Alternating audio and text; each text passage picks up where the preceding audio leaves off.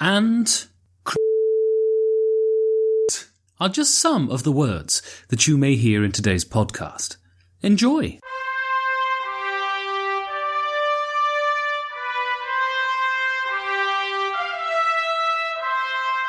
Hello and welcome to the Perfect Information Podcast, a board game podcast sticking its fingers in the mains with me, Ben Maddox, and the relaxing hit of smooth jazz. Yorgos Panagiotis.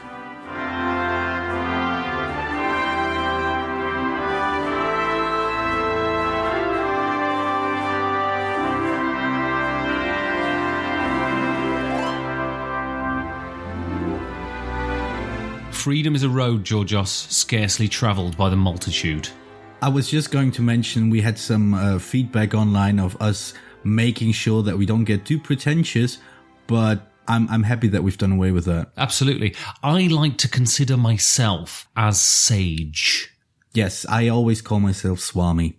I'm all about Eastern philosophy. Yeah, and because we have Eastern. I add sort of an earthy perfume to any stew. And also I'm very good when you've got a bit of a sore throat, Georgios. Oh, yeah. You know what I mean? I think we sound very manly this week. You sound very manly. You've got a very deep, resonant voice. I have, yeah. What's happened? I think I've started wearing looser pants. Is that why you don't squeak like Minnie Mouse anymore? Yeah. I think eventually next week I'm going to be talking, the next episode, it'll be basically Barry White talking into a microphone. I mean, to be honest, you sound a bit like Barry White today. Very deep, very sexy. The thing is, I over the last year and a half, we've been working together. Yes. And it's a long time. My feelings of, if anything, deepened for you, Georgios. I was not aware that you have feelings. I was quite certain you didn't. I would have treated you differently if I thought you had any. I'm British. We're a very feeling people. We feel like that our country isn't bad enough, and so we need to make direct political decisions to ruin it even further. I mean, that seems to be, the fashion of the year now. It is. Bad political decisions. Red and bad political decisions are the colours of the season, yeah. Certainly don't wear green and good political decisions, Georgios. Otherwise, it'll be such a faux pas at your social party. I'm going to go to one of those social parties with a submachine gun and blow them all up, Georgios. Why are you having a dinner party? Just go to the bloody pub. That's a lot more fun. Go to the pub, not a dinner party. It's not the 1970s. When did you become so classicist? Or was it classic? Since I started reading a lot of Homer, Georgios. All right. That guy with all the stuff in his heel. He had all the stuff in his heel. That's like his Homer. Like his bollocks and his eyeballs and all that in his heel. Axel F, wasn't it? No, that was... he couldn't be killed unless you stabbed him in the heel. No, that was my child. That's basically how I base 80% of my persona. Axel Foley.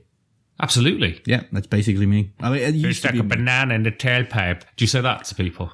I try not to sound like Eddie Murphy because that would be considered racist. Actually, for you, growing up in Berlin, it was probably more like, wer hat das Banana in the tailpipe reingestickt? Wouldn't it? You're very proud of the joke, aren't you? Anyway, so, Georgios. Yes. What are we talking about this week, now the preamble's over? Yeah, now that the NSA isn't listening anymore. We are talking about size, because I've decided that... I've learned that masculinity is based on size. It's the size of our cars. It's the size of our wallet. It's the size of the chest of our partners, which determines how masculine we are. So we're going to talk about the size of our board game collections. What, you're talking about the bloke in the office with the big wobbly moves? Yes, but he's not my partner. Well, he is. You run a business together. You and Derek. No. We fired him 4 years ago, but he keeps showing up. He used to be called Derek, but he decided at the age of 42 that wasn't exotic enough, so now he's Derek. Oh, yeah. And he's an exotic dancer at weekends. No, sadly not on weekends. You should watch him go. It's hypnotic when he moves his belly. I see it every day. Anyway, so what are we talking about anyway, Derek? Don't call me Derek. I think I want to call you Derek from now on. No, I am not a rake. Sizes. Well, how big should your collection be is basically the question that I suggest we should tackle today, because I think a lot of our listeners are concerned about size. Yeah, well, this is interesting because the reason we're talking about this today is that we had an interview with Isaac Shalev of On Board Games, Kind Fortress, the kindest of all fortresses, also sexual perverts. You know. I always wondered, I wanted to ask him, but I forgot. Is it Kind Fortress as in friendly, or is it Kind Fortress as in it's kind of a fortress, but maybe not really? It's kind of made of cardboard. So it's more like not got kind of. It's not got a portcullis. Yeah. It's actually a flat. So basically not really a fortress is his username. That's what I assume. Yeah. But we were talking about game collections and this sort of hoarder mentality that gamers possess. Mm-hmm. And Georgios came up with this, one of his statements he proclaimed across the internet airwaves. Yes, I do that. At some point I need to learn horse riding, just ride into places and proclaim, I have arrived. As if you don't fucking metaphorically do that literally everywhere you go. I do, but usually it's just people I find on the street and I just hop on top of them. Son's horse. I mean, that's basically your MO, isn't it? Yeah, basically. Anyway, and Georgios proclaimed, as if this was fact, that he said... Yes, I proclaim things as if they're fact, yeah. That he didn't know the exact number for the size of a collection, but it's certainly, and I believe I'm quoting directly here, you can't see the quote marks because... They're not there. This is an audio medium. Oh, and I'm doing them. Oh, yeah. I'm doing the little bunny ears. Excellent. Somewhere in the low double digits was what you said. Yes, I believe gamers, this is what they need. It's not what they want. It's kind of like Batman that way. What they need is a small size but collection that gets played. Okay, well, I want to unpack this because you've drawn a big distinction here. Yes. Between need and want. Yes.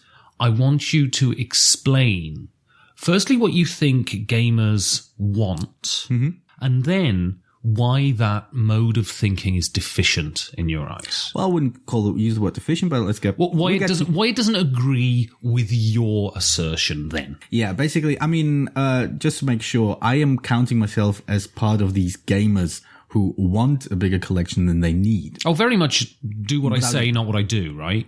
No. I'm not. I'm applying this rule to myself as well, and it's difficult. I just want to put it out there for other people to consider. I've seen your game collection. You don't have low double digits. No, not at all. I have far too many games, but I find it difficult to get rid of them. And now the reason, I think it came up when we talked to Isaac as well. The reason why people have so many games and why I have so many games is we cling to this idea that we need a game for every occasion. Right. As if, I think, and that's basically the consumerist / hoarder mentality of everyone who has anything that they have too much of, be it the stereotypical, and I'm sorry to use that comparison, stereotypical too many dresses in your partner's or your female partner's closet, or too many shoes, or too many, in my case, too many games. I also, for a long time, stuck to this idea, I need a game for every occasion. I need a game for this kind of group. I need a game for this kind of group. I need a game for this kind of mood as well, and this kind of day, and this kind of length, and so on and so forth. And eventually you end up with 150, 200, 250, even more games. And I'm going to do the unthinkable now and say that's too many. As somebody who has too many games, that is too many. I have a hard time letting them go, and we might talk about that why later. But I think this is great. Too many is great. Making the statement it's too many is fine. Yeah. But all that is a statement. Yeah. I want to know why. Why the need? Why did you draw the distinction between want and need? What do gamers want? What do they need? Because this smacks of, and don't get me wrong, I'm not having a go, but it's, well, a little bit maybe. It smacks of prescription. You're prescribing an idea, you're offering a theory. Yeah. Well, the theory is this. I'm going to assume, partly projecting, that if you're a gamer, if you have a lot of games in your collection, you enjoy at least organizing or getting friends together to play games, obviously. So this is an interest you have. You obviously need games to get a game night going. So you need to have a certain number of games to feel like, all right, I have these games, they are fun, they're interesting, we play them, we dive into them, we enjoy them, we have a great time, and next week, next month, whenever, we're going to do it again. So if you have this impulse, if you do want to get friends together to play a game, you obviously need games. You need a certain number of games so it doesn't get stale. After the 400th time of playing Monopoly, you might notice that it has some flaws. I came up with this, and all right, since you brought it up, I'm going to veer into somewhat humorous territory, so please take these numbers as... That's the joke klaxon, George. It's something new I thought of. I think it's good. I think I've learned from growing up in Germany that you need to clearly mark when you're using a joke and when you're not using a joke. The good way is to just, put on clown shoes and then start talking. At some point, people are going to realize, oh, you don't actually mean what you're saying. I literally, that's why I sit here and I have one of those red noses that clowns wear.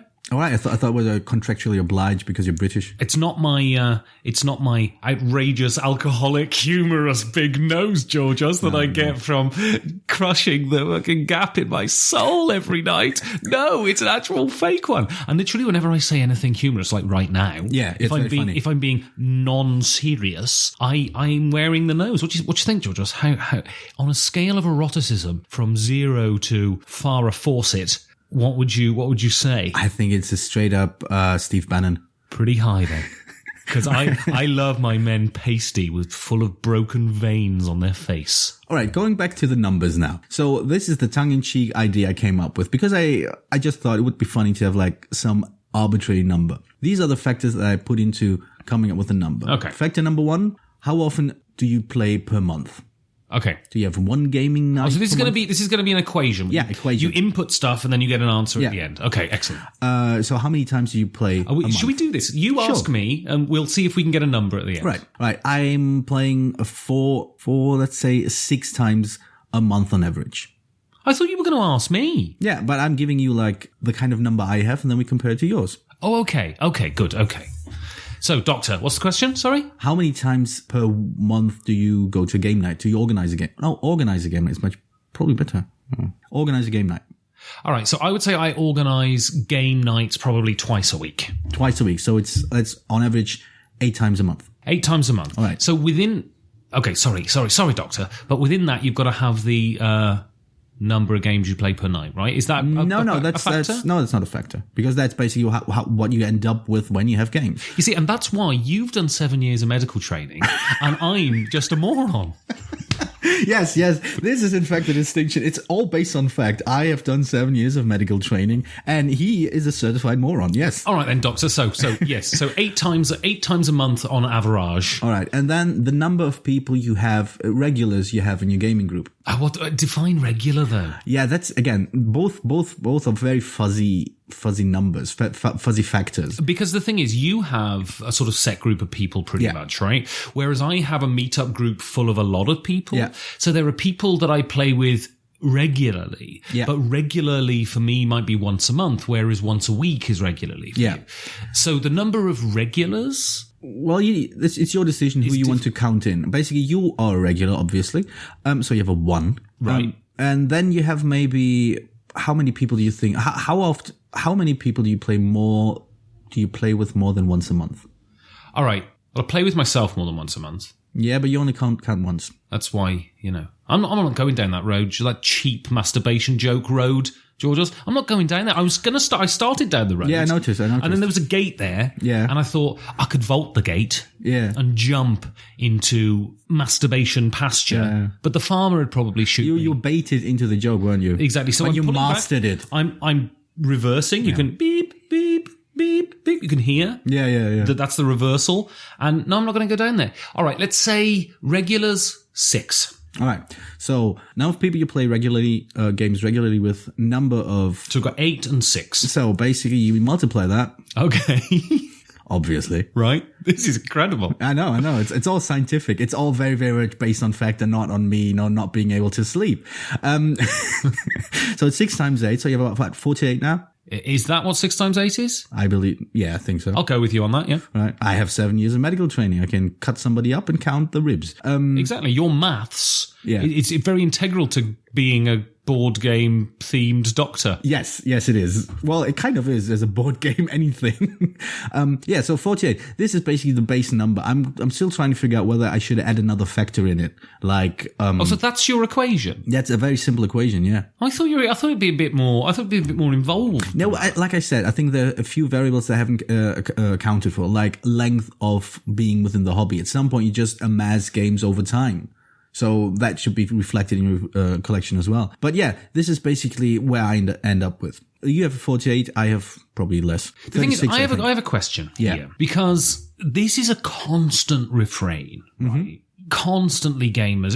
When you read what are your gaming resolutions for the next year and all of this, and you constantly hear people whining and fretting and complaining and just filled with angst because they have all of these games, these things that supposedly supposed to give them pleasure, cause them nothing but endless worry the whole time. Yeah. And they were saying, I need to cull my collection, I need to have fewer games, and this is so stressful. And do you want to know why? I mean, I always want to know why, but the point is, there seems to be this rejection of, and it might just be the thing that they take up a lot of space. It might just be a physical fact that games take up a lot of space. It also may be that there's this latent sense of guilt. I mean, not even latent, actually, sort of quite upfront sense of guilt that you have games that you love and you just don't play very often.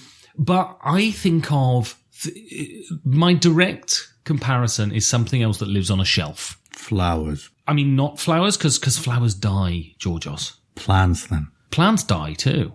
Everything dies. I love you saying that in that voice, though, with a deep, gravelly voice. Yeah. Very Leonard Cohen, maybe. It's going to be a new tagline next year. Everything dies. I'm just going to take that bit out, and I'm just going to put that at the beginning of every episode from now on. But, I think of people who have huge libraries. Or again, size. I mean, library's a bit pretentious. When someone walks in and they've got 2 bookshelves, I'm like, this is my library. This is where I muse. Actually, if I had only 2 books, this is literally how would I describe it. No, not 2 books, 2 bookshelves. If you've got 2 books and you call it a library, I mean, that's a good joke, right? It is. If you've got 2 bookshelves, it's like, you're a pretentious dick. I sit here and I muse and I decide upon the nature of existence. All right, so our first meeting didn't go, well. You don't have to bring it up all the time. Literally every copy of every book you had on your shelf was Robert the Goat. Do people who have these huge collections of books share this same angst, right? And I would posit that they probably don't. As a general rule about people who are super into books and they're sort of, the way they channel their energies into literature, they don't seem to have the same angst. And I think, and I have a theory about this, and I think it's because, and I think it comes down to that guilt about not playing the games that you have enough. There's this feeling, I've not played it 50 times, therefore I haven't, and it's not a monetary value, I just haven't got the intrinsic value of the game out. I have shared that up until very recently. I've shared that sort of angst. And I'll give you an anecdote. I've been trying to get City of Horror played for about 6 months now, and it just hasn't happened. And then the other night, I managed to get a group together and we played City of Horror, and it was fantastic. And it's always fantastic. It is hands down the best zombie game. It evokes this, because all zombie films are never about zombies, they're about the people and their reactions to the zombies. Those are the old ones. But, it really conveys that. The story is about the people. The zombies are just simply a narrative device to push people into situations. And I loved it, and it was brilliant. And we finished, and I thought, thank God I have this game. Then I looked at my collection, and I looked at all of the other games, and suddenly this moment of sort of peace descended on me, because I thought, I love having all of these things around me. And I love that maybe only once in 5 years I can pull this out and it'll be perfect for the time. And the fact that I don't play it every week is not a stress on me. And there seems to be this, and I think because gaming is an active thing, there seems to be this stress about that tension between being a collector and being a gamer. And for me, personally, I think they live side by side very happily. I think the original comparison you made about books, about people who have a lot of books not worrying about, having too many of them, I think overlooks a very fundamental difference, and you sort of touch upon it later on, in that you read a book once and then you feel you got, it served its purpose. You don't lose any potential. You revisit it later to maybe remember it again, or maybe to find a new find something new. But you never feel, once you've read a book, that, I'm not using it as it's supposed to be used. It's not been used for the purpose for which it was intended. Exactly. I mean, I think that a more accurate comparison would be people with bookshelves full of unread books, people with games they haven't played enough. And again, enough is a very subjective term. And there's some games that I've played, I think Twilight Imperium, for example, I've played 3 or 4 times. And while I would love to play it again, I don't feel like I haven't played it enough. And there are games in my collection which I always look at and go, I want to play this more often. I feel not just because I feel like I own this and I bought it with the hope of having certain experiences with it, of sharing certain experiences with friends. And it just sits there. I never get these experiences that I want to have. And it seems that gamers' reaction to that is then just to get rid of the game, which seems to be like throwing out the baby with the bathwater. No, I don't. I disagree. I think that just talking about my own experience, I want to get rid of these games because I find the notion. I find it frustrating and disappointing, and a sign of failure to look at these games and go, I never play these games. I want to play them. I bought them with the intention of playing because I was excited about them, because I maybe played them once or twice, but I never get back to the point where I can go, all right, this is the game I want to play. This is great. And a lot of these games, the ones that I am sometimes considering getting rid of, are ones I could pick up later on if for some reason my gaming group shifts fundamentally, or people ask for this game, or I feel like, oh, these are the kind of people that would love that type of game, I would pick it up again. The games that are going to stay in my collection indefinitely, either until the box gets lost or burnt up, are the ones that I can't find anymore. The out of print gems, if you want to call them, the short print runs, games that where licensing led to this game never existing again, because you can't expect well, the game I'm thinking of right now is Doom, the board game. Not the new one, but the old one. So of the grandfather of Descent. Yeah. I'm never getting rid of this game. I think it's great fun. I think I haven't played it for 2 years, but I'm not getting rid of it. I will never get rid of this game because I had a great time with it. I enjoyed it. It's, I think, unbalanced a bit, but it's fun. It's tense. It's tight. It's unfair in just the right way. But whenever I see the game, I remember, man, I have this game. This is a box of fun waiting to be opened and unleashed on my friends, and we never go there. It's just a constant reminder for me of having this potential and not using it. Well, you're contradicting yourself then, aren't you? Because you're saying, well, I'm never going to get rid of it. But surely that's the candidate. If that's the one that's causing you psychic angst, then that's the candidate to get rid of. Surely it must be the first one, right? I think it was a mistake to sort of put 2 arguments into the same game, because with Doom, I'm very clearly on the side of I'm not getting rid of it. Yes, it reminds me that it never gets played, but I'm not getting rid of it. But a game that is on the cusp of maybe going out of my collection is Seven Wonders. Right. I like the game. I quite enjoy it. I feel I need to play it more often to really enjoy the finer points. I rarely get to do that. And I'm going back and forth because it's always readily available if I want it. If I get rid of the copy, I can easily find a new copy. It costs me a bit, but that's not that big of a deal. This is the kind of game that doesn't get played enough for me to feel like, right, this has a purpose. The purpose of this game was to be played. It sits here and doesn't serve its purpose. It just reminds me of things I want to do and I fail to do. Well, this is the thing, you see. So I don't have, I think the common parlance is a shelf of shame. Oh, neither do I. I have a shelf of reminders. I mean, so the shelf of shame is games that you have that you've never played, right? I thought it was you haven't played. Yeah, that you've never played. That's what I said. Never. Sorry, yeah. Yeah. And I have 1 or 2, but actually most of the games I've played at least once. And I think what it is, what I come back to is, I think because gaming is so active, because you have these things that are meant to be utilized, and utilized in an active way as opposed to a passive way.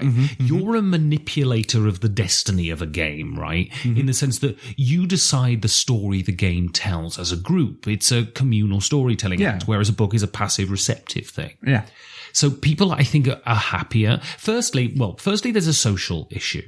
If a person has a fuck ton of books, and especially if they're books of a certain stripe, on a shelf, they needn't have read a single word of any of them. But when people look at their shelf, they go, and they draw a conclusion about this person based upon the books that they have on their shelf. They draw conclusions when they come into a room and see board games everywhere. They also draw conclusions, but it's almost the exact opposite. It's almost, I've seen, so I went on a date with a girl and we were seeing each other for about a month, and we sort of liked each other and things. And I brought her back here, not for anything nefarious. We were going to eat fairy cakes, drink a cup of tea, toss some salads, and then have sexual intercourse with each other. But Maybe you literally shouldn't describe these things with this childish glee. Your chances might. Sex is amazing. It's so great. I feel very childishly gleeful at the thought of having sexual intercourse, Georgios. I do think that, reverting to childish behavior right before you're about to have sex is not, it does not increase your success rate. I don't cross my legs, stick my thumb in my mouth and go, can I stick it in you? Before I have sexy sex with a lady, Georgios. Not anymore, no. I'm quite masculine about it. Oh, yeah. Hey, baby, do you want some of this? Why are you holding cake in your hand? Because I was offering you a slice of cake. I thought we were having, cake. But anyway, she came in. She tried to hide it, but her reaction to my big shelf of games... Again, size. ...was like, wow, I've just discovered the sex torture porn dungeon that you've got underneath your house. I mean, it was genuine shock. So I think there's... Wait. People are shocked when you have these things? Not in Germany. Ah, okay. But anyway, and there is this... Firstly, there's a social aspect. If you have a lot of games, people think you're fucking weird. If you have a lot of books, people think you're a super intellectual. But also, I think there is a real tension. And gamers like to be thought of as gamers and not collectors. And they have a real issue with thinking, oh, I collect games, because what that implies is you put something on a shelf and you don't use it. And there's a sort of, and it's quite an admirable trait, I think, in gamers to think, I should use them for what they're for, not simply to possess them. Whereas I'm quite happy to live in both camps. I think if I had shelves full of games and I never played any of them, that would be a problem for me. But I'm a very active gamer. I play at least twice a week. And I enjoy sometimes just lying down and looking at the games around me. And each one, especially the ones I like, the ones I've had good times with, are just repositories of little flashes of memory that tell me about previous times when I was enjoying myself.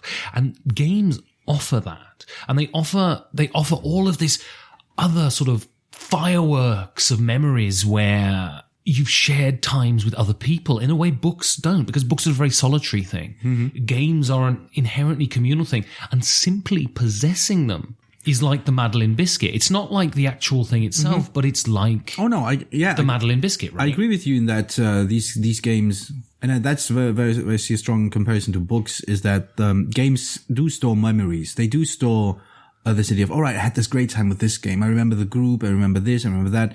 That's not to say the books don't either. You know, you can remember that time you were sat on a beach in Malaysia and you were reading this book. You can remember that time, you know, your ex-girlfriend gave you a book and now every time you look at it, you start to weep and get an erection at the same time. You know what I mean? Those sorts of things. Yes. I think with me, it's been my experience when I look at my gaming shelf. Right now, I'm trying to put it phrase it in a way that doesn't sound awful or stupidly pretentious, but I can't because we're running out of time. Eventually, I'm just going to keep stammering. I feel I'm forward-looking in a weird kind of way when I look at these games. I never look at a game and go, oh, I remember when this.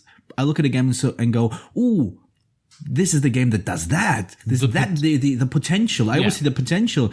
And I think this is the point where... well, they coexist, for me at least. They totally do. They totally do. But when I look at my shelf and I look at these games that I haven't played recently, this is sort of... I don't want to call it angst, but it's sort of not even guilt, but disappointment. Really, not at anything, just at the general situation that I have these games that could be so amazing, such a great experience.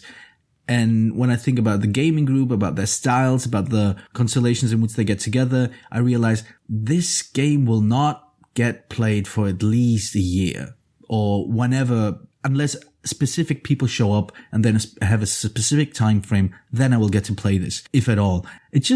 There's just a negative emotion. I don't want to name it because I don't think I have the vocabulary for it, that I don't want to feel when I look at my gaming collection. I want to look at my gaming collection and go, all right, next week I'm going to play this. Next week I'm going to play that. Oh, I can play either this or that. The next possibility, the next time we have the chance to play it. This is basically my impulse on why I want to sort of cull my collection, even though I find it very difficult and I haven't really succeeded in any sense of the word. But when my impulse comes of removing these games, because I don't want to really be reminded of all the ways that I will not have fun. But do you not worry with this that there is the idolization of something that actually isn't very good? That if you get it down to if you get it down to 20 games that are just solid things that you feel that fit every occasion and are guaranteed good times, that when it comes to Friday night and you're playing games, you look at them and go, fuck, I don't want to play any of these. I wish I had some more games. Yeah, but I had the first feeling even with 150 games. Some days you look at 150 games and go, I'm not in the mood for any of them. And I don't think having more games would change that. I don't think it has so much to do with at some point it doesn't have anything to do with size, but just, general mindset. I think if you have 4 games and you're not in the mood to play any of them, yes, more games will help. If you have 150 different games and you're not in the mood to play any of them, it's not the number of games that's the issue. I think it's really just, I think somewhere in between 4 and 150, I think you'll find games that cover most occasions, not everyone perfectly, but then at the end of the day, it's just a game. I mean, if you play a game that is not utterly perfect for this occasion, but just a great time, you're still coming out a win. Well, nothing's perfect for any occasion, is it? There you go. It's all about a perceived value, right? But do you feel like, because I have this, so I don't know whether I've told this story before on here, but sort of about 6 or 7 years ago when I was living in Vienna, I woke up one morning and went, oh yeah, you mentioned that, yeah. I have all of this shit. I have all of this shit. I have all of these DVDs and CDs and books, and I just can't breathe. I can't fucking breathe. So I put everything in a box. Mm-hmm. I went to the charity shop and I went, have it. Mm-hmm. The fucking lot. I kept maybe 3 or 4 books, and that was it. The rest I just fucking gave away because I just felt this, I've got too much stuff, it's all weighing me down, and I'm completely immobile, and when I die, people are gonna have to move all of this shit, and this is fucking terrible, and I'm such a burden. A question I'm asking you, and I think a lot of people's angst about their games collection comes into this idea that they feel that they're being psychically weighed down with just all of this stuff, because we live in a world of absolute indulgent excess where we have access pretty much to everything we want, and all that's bred in us is a stronger, deeper sense of angst. You don't have to answer this question, but do you think you suffer from a bit of that? No, it's not. My view is, in a way, very pragmatic. I would love to keep all these games if I thought there was a glimmer of a chance of them seeing play. If I thought this month with 150 games, it's going to take a long time until you play them all. But if I felt, all right, these bunch of games will likely see play, just hasn't happened in the last 2-3 months, that's fine. I'll keep them. I have no issue. If for some reason I ended up with 150 games, all of which I think these could see play any moment, I would keep every single one of them. I wouldn't mind having 300 of those kind of games, 400. I don't care. It's literally the fact that some games will not see play, and they're taking up space. But that's I think for me at least a facetious argument. I don't live in Japan. I'm not that's starved for room. But they don't see play. They just sit there. They remind me of things I used to be excited about, and that I can't have. It's like clinging on. And I'm going to sound pretentious here, so start rolling your eyes. It's like thinking back on yourself 20 years ago, thinking about all the things you wanted to do, and for some reason or another you didn't do them. This kind of feeling, that's the kind of feeling I'm talking about. I'm not talking about huge dreams. I'm not talking about, I wanted to be a magician. I wanted to be, conducting trains, whatever. I don't know what kids dream of these days. But YouTuber. I want to be a YouTuber.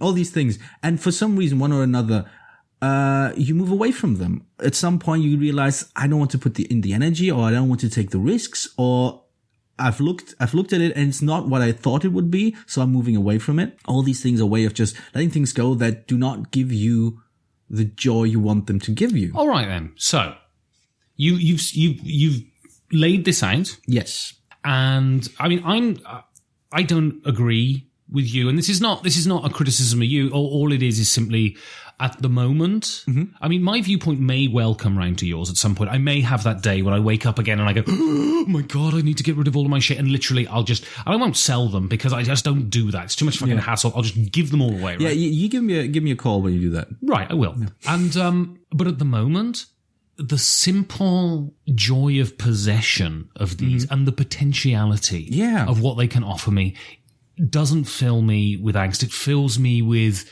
the joy of potential. Exactly. No, but I know exactly where you came from. Yeah. But, right, you say you own... I've seen your game collection. What is it, about 150? Yeah, about that. And you say it causes you angst. No. I wouldn't use the word angst. It's just...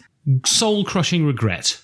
Not even regret. It's just realizing that... emphasis on the soul-crushing here. I don't have a soul. There's nothing to crush. That's true. So, what do you... My question is to you, just to round up, to finish off. Yeah. What are you going to do about it? I will... I've been using a lot of math trades to get rid of games, and I realized the only games that I put up to math trades and I actually picked up are small card games. You do realize a math trade. Yeah, I know. It doesn't lessen your... You do realize it's a trade, so you trade one, you get one back. Yeah, I know. Okay, good. I just wanted to clarify that. You just picked up the second point I was going to make. Right, okay, good. No, but what it ends up with... I end up with games that I didn't really care enough to buy, but I wanted to try anyway. Like Power Game the Card Grid. Power Game the Card Grid. Yeah.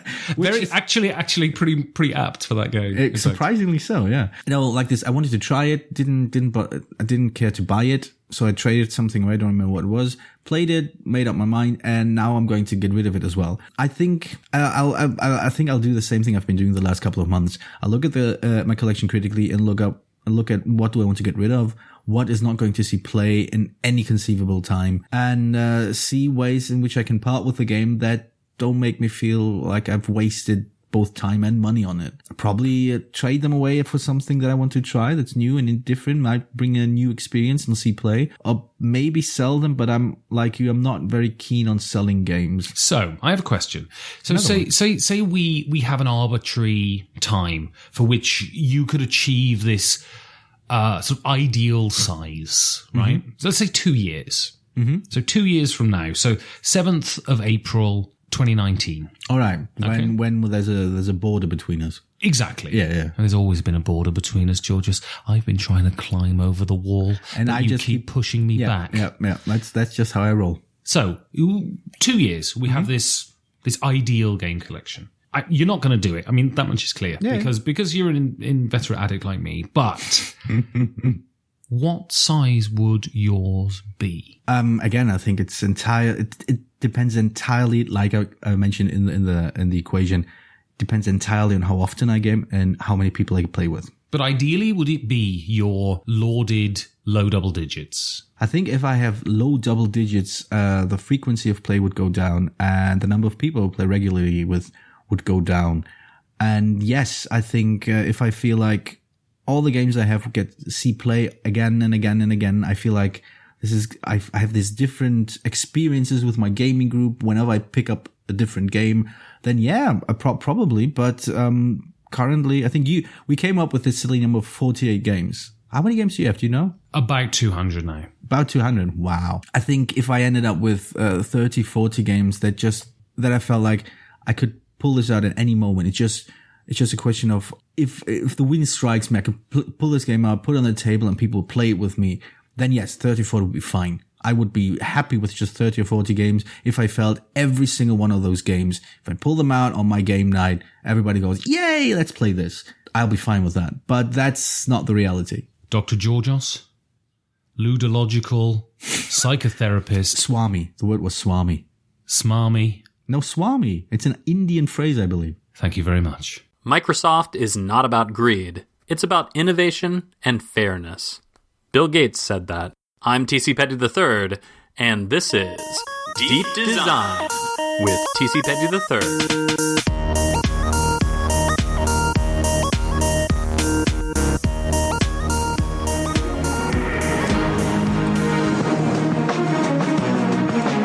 Deep Design coming up tonight. Teenagers are enjoying a dangerous new dance craze called the Boydell. But is it a gateway to bestiality? Are French people all unintentionally racist, or are they just stupid? And our top story. A new study finds that people enjoy games more when they are, quote, fair. Sounds like typical millennials to me. That's what's up on Deep Design. Welcome to the Deep Design program tonight. Today, whenever you're tuning in, as usual, I am TC Petty III, your host, and let me say it like I have said it before. The world of game design can sometimes be a harsh and strange one, but we here at Deep Design are always ready to cut through the bowl no matter how deep they shovel it. So let's jump into our top story. A new study says that board games are more fun when they are fair. More and more game designers are hopping on this fairness bandwagon. Now, it should be no surprise that we here at Deep Design have always been about fair and balanced coverage. But in a game, come on. For the top story reactions, we have on the show T.C. Petty III, designer of several independent board games and one failed Kickstarter campaign. Welcome to the show, Tick. Thanks for having me on. Independent board games. Designed into games I might know? That depends. Which 5 board games do you know off the top of your head? And no, I didn't design any of them. Fair point. Board games are a waste of time. So what's your take on this fairness thing? Isn't it just another way for the handout generation to push their liberal agenda? I mean, who wants to play any game where the odds are stacked against you? I mean, it's not a fun thing. But that's life. I know, but you roll with the punches, get in there. Look, TC, with each year, we see so many new game releases, thousands of games, and how many of those games actually make an impact on the market? I don't know, 20, 30 at most? And increasingly, these games have trended towards the concept of fairness, that you can always respond to or anticipate the wild twists of fate without being completely screwed. These days, people might play your game one time, and if they don't think it resolved reasonably, they're moving on to the next thing. Well, so what now? You're gonna make all the spaces in Monopoly cost the same and no one has to pay rent. They just live in HUD housing. No one gets eliminated because it'll hurt their feelings. Instead of sorry, you'll change the name to pardon me. But that's just it. See, TC, it's 2017. The board game market is way past those old titles, and player elimination is a terrible holdover from games that confuse chance with strategy. It's not about homogenization. These games just have no equitable mechanisms, unaddressed first player advantages, no mitigation of randomness, wild unbalanced penalties and rewards. What you're basically saying is that we need to coddle players, lower the difficulty so that everyone thinks it's fair. Oh, that's fine, Susie. That was a stupid decision you made, but you're not eliminated for it. Here, have some extra spending cash. I mean, player elimination isn't inherently bad. It's okay if the game lasts 15 minutes, just not 3 hours. So player elimination was bad, now it's good. How convenient. Well, I mean, there are usually more alternative solutions that are more engaging. Oh, I get it. So player elimination is good when the liberal game design elitists like yourself say it is. Doesn't sound very equitable to me. If I could just thanks for being on, TC. Whew, boy. You know what they say, those who can't do, teach. That's not fair. Fairness for some means being impartial, providing an equal reward for achieving a benchmark that is not analyzed or motivated by any extrinsic interferences. You work for 10 hours, I pay you for 10 hours work. But by creating rule sets that are impartial, are we saying that all board games should be a meritocracy? All players should start on equal footing, be rewarded for strategic play specifically, and punished irreparably for suboptimal decisions or incorrect speculations? You earned that win, so you deserve it. In other words, get good or get wrecked, son. Or do fair board games dole out welfare and a chance to those that are needy? Catch-up mechanisms, player interaction with targeting, social aspects, dice rolls. Should navigating and mitigating probability or pressing a tactical advantage be highly prized skills? The answer, of course, to all of life's questions is neither, and both, and sometimes, and maybe who knows, and fuck it. But games are successful and consistently fun because of perceived fairness. Ideally, it should be the other way around. Games should be completely unfair, one-sided, and life should be completely fair. Games that are fair give players a level of control over their environment that isn't present in the real world. It's not about actually being fair. It's about providing the perception of fairness, the illusion of fairness, the vegan hot dog of fairness, which is subjective. Whatever justification you can give to yourself for fairness is your justification for your hedonistic gaming indulgence. Unless you just don't like certain types of games, but whatever. I'm here to tell you that there are ways to objectively increase or decrease the perceived fairness experienced by players, whether or not they actually realize it's happening. So ask yourself, are you DTF? Designing truly fairly? The multiplicity of fairness. Get out your touch-based electronic note-taking devices. This is going to get heavy.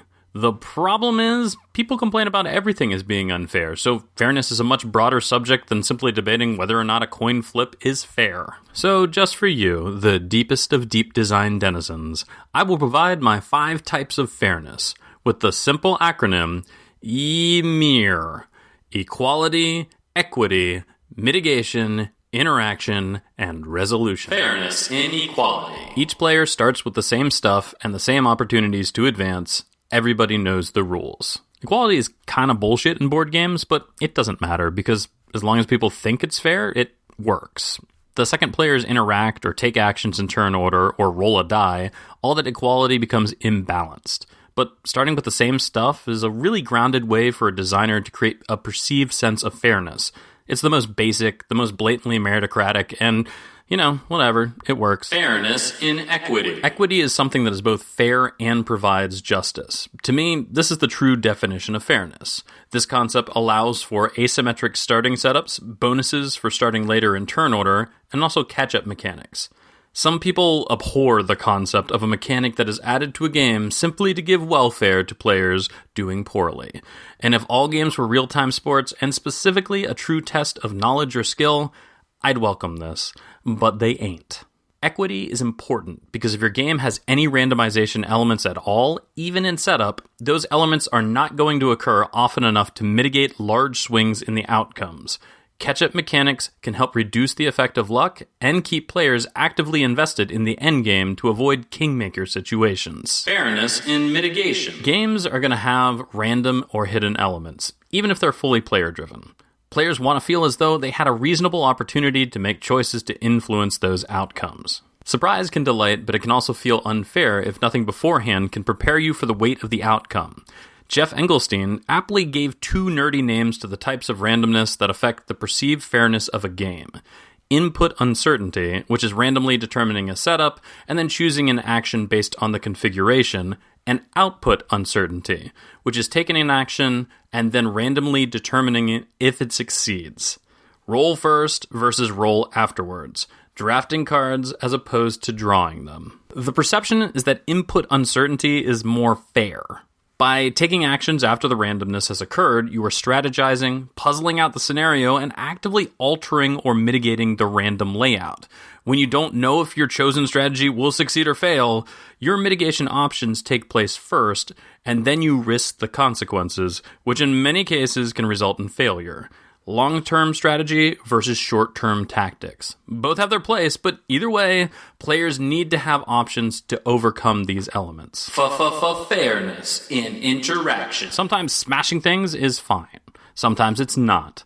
To feel fair, all players must receive reasonably even levels of access to destructive or windfall tactics.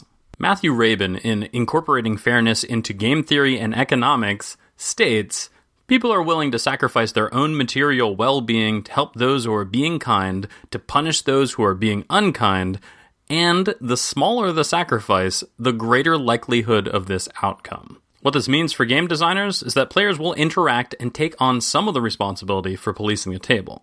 But the reason why we've had pushback against systems that require direct negative player interaction in the last 20 years is that sometimes it just creates this angry loop, and the 2 players involved in that mean-spirited cycle end up removing themselves from contention. Be sure to include reasons to diversify your attacks and aid so that the interaction doesn't devolve. Stay consistent. Fairness in resolution. This is receiving a reasonable reward that is either thematically or economically appropriate. Game players are entitled pricks. They get whiny if they don't get whatever it is they want. Fair resolution also includes an intuitive rule set that strives for elegance and encourages exploration within the system. If someone does something clever or cool, you should want to incentivize that behavior. People play games to have fun and feel clever. Reward them. But keep in mind that they don't play games to reread fiddly tiebreaker rules. But more importantly, think about the rewards for failure. The knee-jerk design thing to do is to further penalize failure. Oh look, you wasted a turn by failing? Well, guess what, fucker? Eat more shit. Eat it. Sometimes early failures can be used as a teaching tool that helps foreshadow and prevent later, more catastrophic failures, or to reinforce planning in players. However, beware justifying a really strong negative resolution with the phrase, they'll just know next game not to do that. There probably won't be a next game. Well, then I guess what you're saying, TC, is that I should make every single part of my game as fair as possible, and if players ever complain about an imbalance or punishment or reward being unfair, I should just get rid of those things completely. No. Well, if I'm going to say no to that, when is being unfair okay? When it's your fault, and you could have done something differently to prevent it. I hate that phrase, that should never happen. There are countless critically acclaimed games that punish you severely for being an idiot. Sometimes you just deserve it. When you're actively taking risks. The threat of humiliating failure helps amplify strategies that are high risk, high reward. When it's simulation. Things just go wrong in real life. When you're trying to realistically simulate real life events, well, life sucks sometimes. When it teaches you what to expect. Good games telegraph future rewards and future challenges. Condition your players. It's okay to put a player in a situation where they can't possibly succeed as long as it informs the more complex challenges ahead. And of course, when it's funny as fuck. I'm sorry, when the result is humorous even for the person experiencing the unfair situation. Giggles are great. Games should straddle that line of being fair and unfair in order to provide an exciting experience. And to end this all on a practical note, let's give you some fairness concepts that you can actively tweak to make your games feel more fair. How to dial in fairness. Fairness is about balance. A balance between the fair and the unfair. The exciting whims of chaos and the sobering temperance of control. Here are 4 key knobs you can turn to affect how fair a player considers your game. Increase or decrease their levels to induce the proper amount of groin-numbing frustration in players. The more severe the outcome's penalty or reward is, the more it feels unfair. Big swings of fortune mean less feelings of control. The more surprising an outcome, the more it feels unfair. When something random happens that feels entirely divorced from earlier actions, it makes the resolution unsatisfying. The more an outcome favors or punishes one player, the more it feels unfair. And the further away an outcome is from the moment you made the decision that could have mitigated it, the more it feels unfair. Time may heal wounds, but if a decision you made an hour ago ruined your game now, it just makes it suck worse. The great thing about fairness is that it's easy to observe unfairness in a playtest. You'll usually see the rage, you'll hear the whine, you'll hear the dreaded phrase, I don't know what I can do. The sucky thing about fairness is that it can take forever to find the perfect fix, and in most cases, you'll have to decide if it's even worth including the extra rules to fix it in the first place. Sometimes, it's just not. But armed with this newly acquired power of game design justice, you can right the wrongs of the past and usher in a new utopian era of balance, equity, and mitigation. Emir. Or just give up and write funny words on all the unfair cards like everybody else does.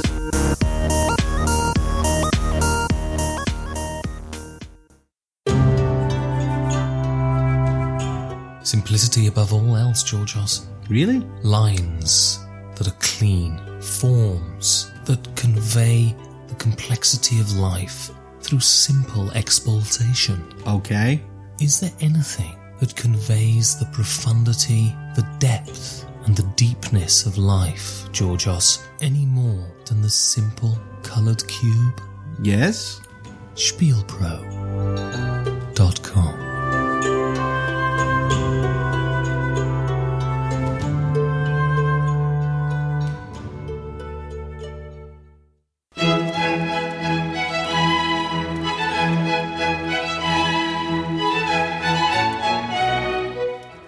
Good evening, sir.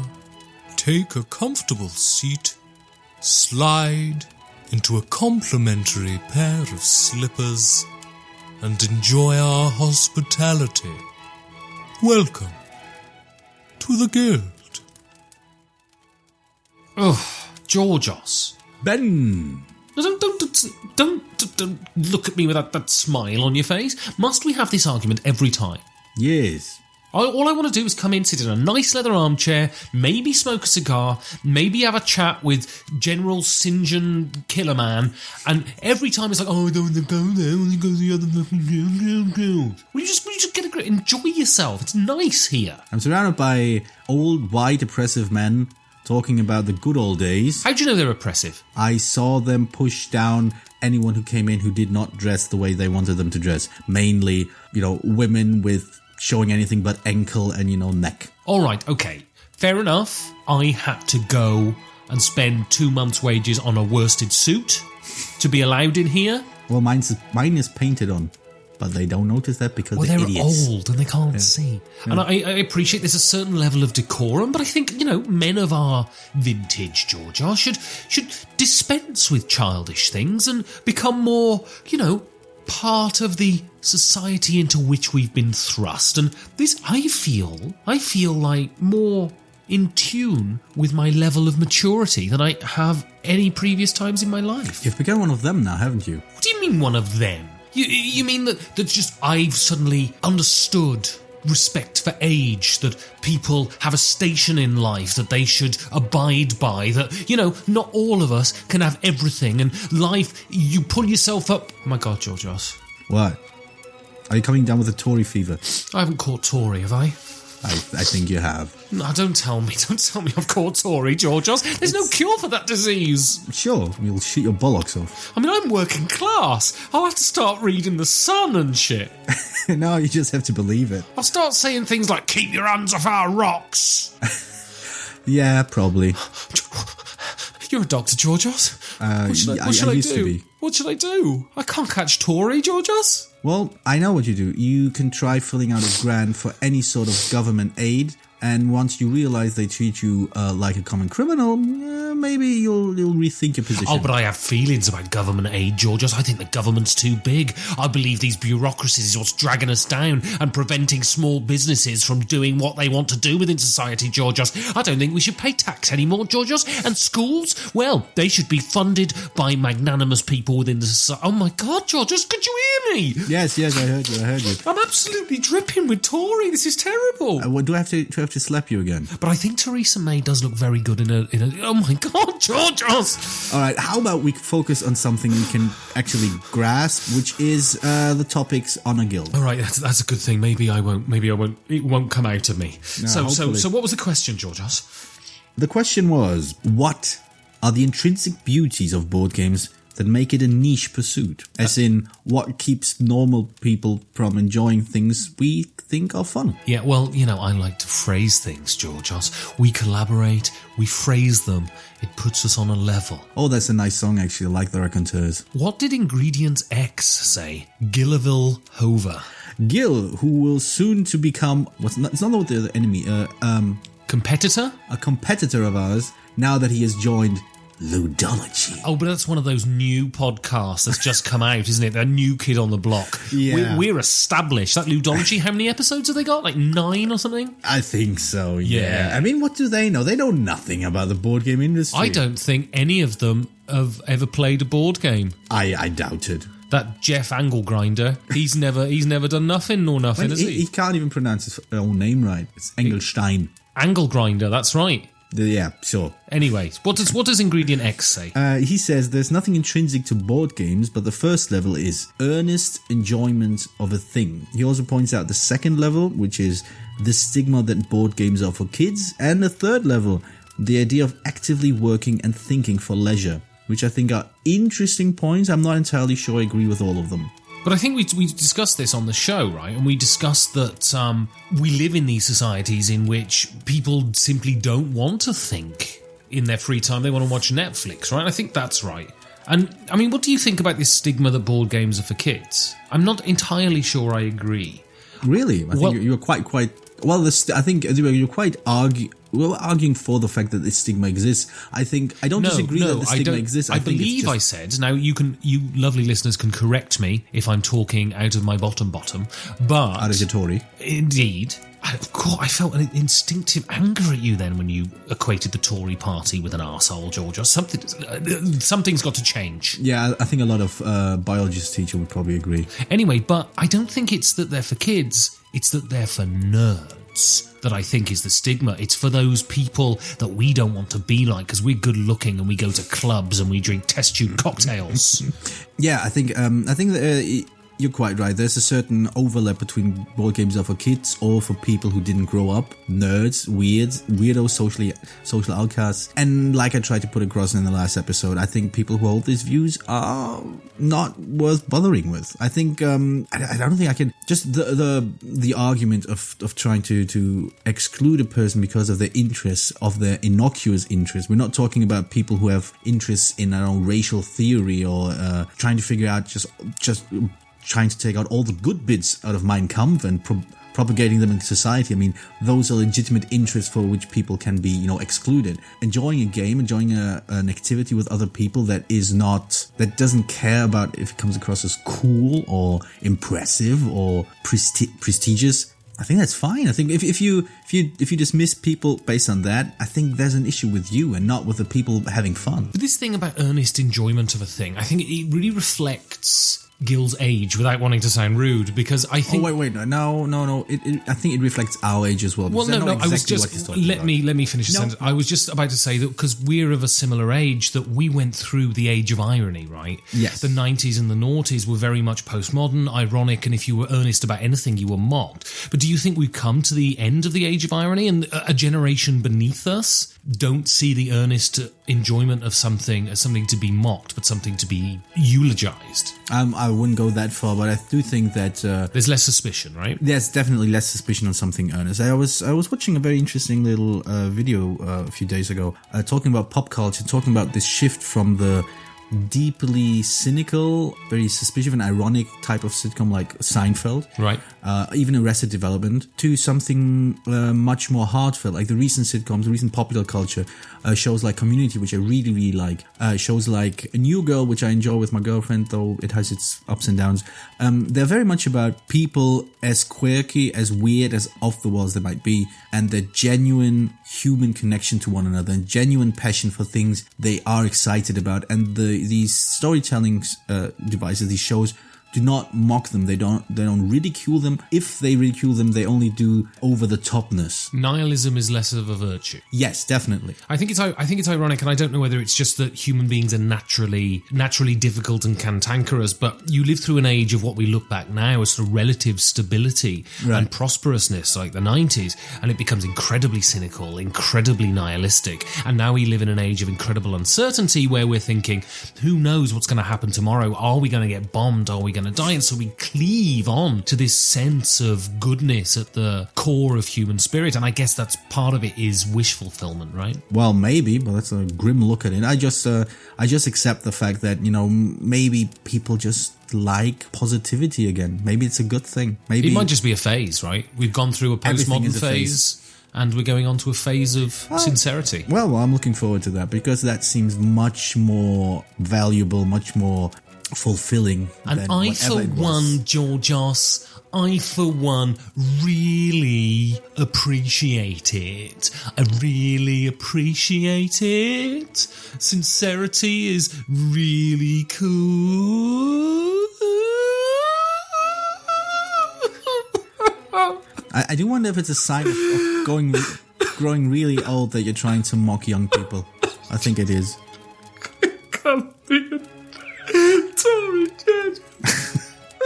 No. Anyway, Patrick Mullen, the bloke from U2, what did he say? He came up with an acronym, Psych Me.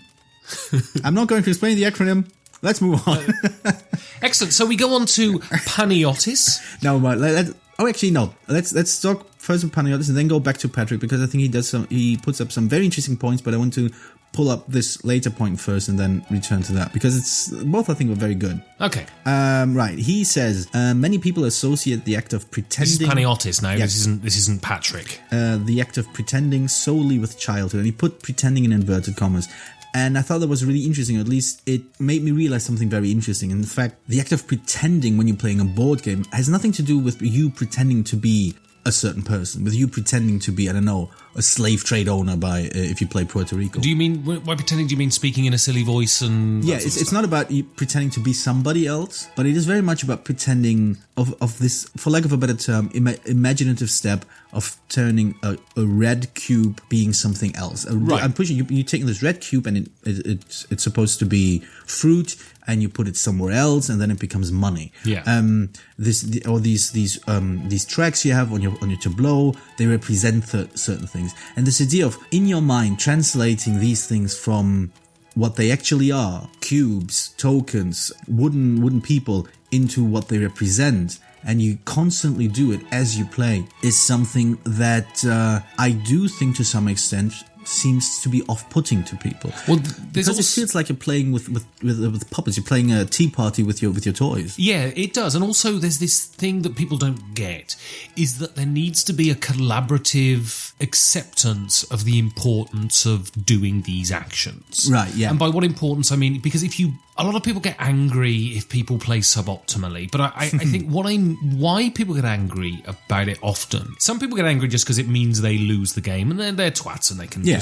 But the thing is, if you don't take the act of playing the game seriously, whether you win or lose, but the game falls apart because playing a game is a communal act of acceptance, right? I agree. I think it's even more pronounced with role-playing games, where the moment where you sort of start to ironically undermine this collaborative experience, it just grinds to a halt, and then what the fuck is the point? Yeah, right? it just completely falls apart. I had this experience like a long time ago, 10 years ago or so, when I ran a mafia-themed game at a convention, and that's literally what happened. We had two people at the table who were just taking the piss constantly, making jokes, doing absurd things that all kind of fit with a mafia theme, but were just absolutely absurd and over the top, and just completely...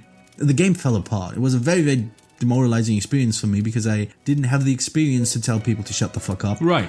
But I see a similar dynamic happening in board games, but luckily I haven't had that experience happen in a very, very long time. There's this idea, I'm having my fun, so you shouldn't tell me I'm not having my fun. But the point is, it's the greatest benefit for the greatest number of people, right? And if your fun is actively not what this activity is, fuck off and do another activity, because you are going to ruin everything for everyone else. And I don't think that's an issue. Telling someone to fuck off is not an issue in that case, because everyone else in their head is thinking, will this dickhead fucking shut up? Will they just, because this is no fun anymore, but no one says anything. And I think that's fair enough. Again, I think this act of pretending is really quite important because it's easily overlooked, and we're so familiar with taking a randomly shaped bit or even just a miniature of anything and treating it as something else within the context of the game. I'm just now, as I read it, I realized this is something I do, and I've never thought about this. I never considered this step that I do might be strange to somebody else. Somebody might sit down and go, what do you mean this brown cube is now supposed to be a ton of sugar? Why? What does it mean? It never occurred to me that this might be an issue, but when I think back to people who are not accustomed to games I've talked to, I realize that it makes a lot of sense. If I add this hurdle into the train of thought, it makes a lot of sense all of a sudden. All of a sudden I see, yes, this is why they don't sit down out of their own free will and just try a game without being, encouraged and even provoked into giving it a try. Yeah, and there's these people that might think, do you really believe that this guy here is a gladiator? And of course I don't. But what I believe is the function of this within this context right now, it's willing suspension of disbelief. Yeah. And you need to do that. And people do find that off-putting because people don't do that in life apart from all the time. Apart from the fact when they sort of accept that their marriage is fine and their job is great. You know what I mean? The economy. Or the economy is great and money is real. All of that's adult pretending, but sort of pretending to enrich your cognition is childish. Yeah, basically. Let's go on to... I think let's go back to Patrick now, because we sort of jokingly skimmed over him. It was a good gag. I was hoping it was going to stay. No, because I think he makes some interesting points. Okay, so he has an acronym, which is Psych Me, you've pronounced it. Okay, what I'm going to do, this stands for Sustained Isolated Collaborative Mental Energy. I'm going to read out a sentence and its explanation, and then you're going to tell me to what degree you think he's right.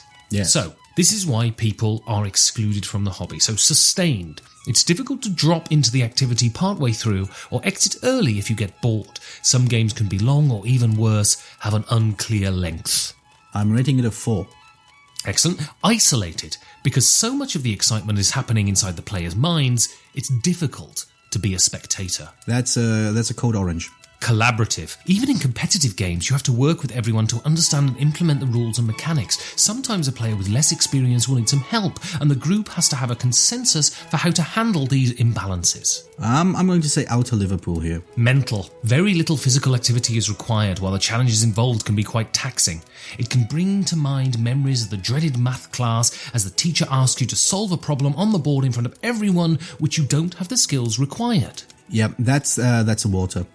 Energy. All of the above can be draining. If you cannot find your way into the mental circle, this expenditure of energy will have little return, even in the hobby.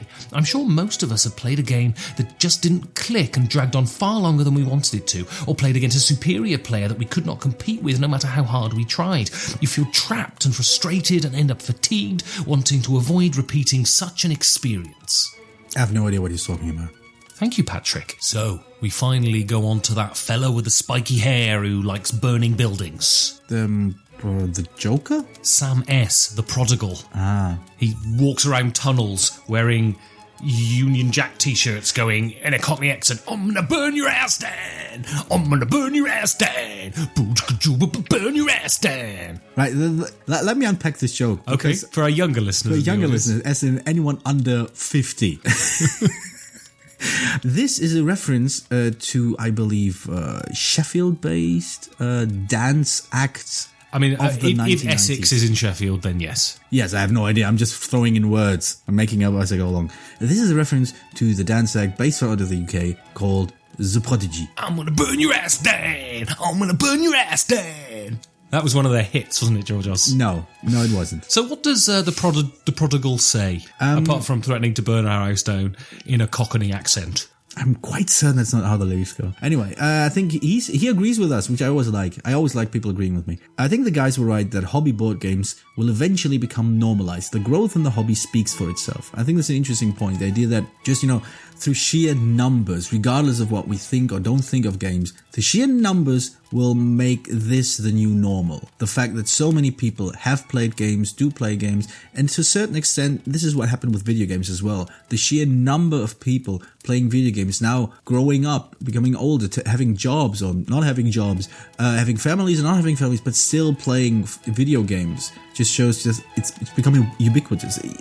You don't get weird looks if you don't play video games. You don't get weird looks if you do play video games. It's just one facet of many. Right, and there will always be this criticism about people who spend their entire lives doing a singular thing, because also I think that's sort of worthy of criticism. I think if you're completely monomaniacal and focused solely on doing one thing to the detriment of everything else, including your relationships and your jobs and all the stuff, that's not healthy. Well, unless, of course, you're talking about hoarding money, which apparently is the great virtue. Oh no, addiction to money is fine, George, because that's not a proper addiction. You're an industrialist and a magnate.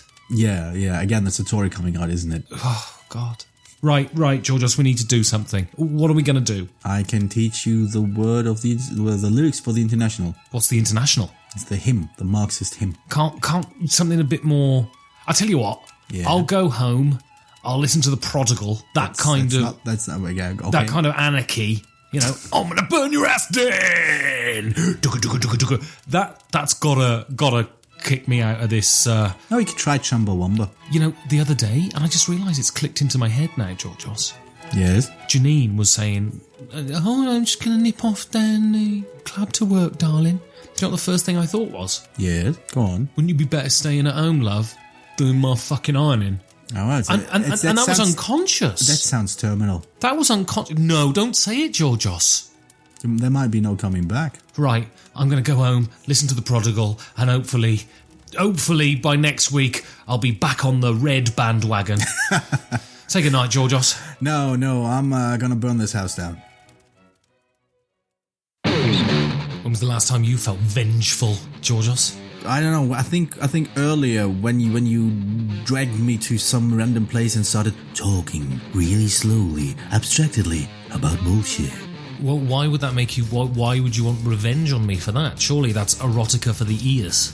Yes, it's also very, very disorienting, and I don't like being dragged. I'm not a person who's into drag. But you drag so well, Georgios. You slide across the pavement. So vengeful-games.dk, they have all the cheapy games for all the lack of money. Georgios, let's have an example. Yes. My recommendation, you should go to, if you're into it, you should go to Vengeful Games to find Magic Maze, a game I've recently discovered after I've heard about it online, which is a co-op game, real-time game, where you try to guide 4 standard fantasy characters through a mall, trying to get them to their individual shops to find whatever they want, and then get to the individual exits, because apparently they have special exits for dwarves. We played this not a few days ago with 7 players. It goes up to 8.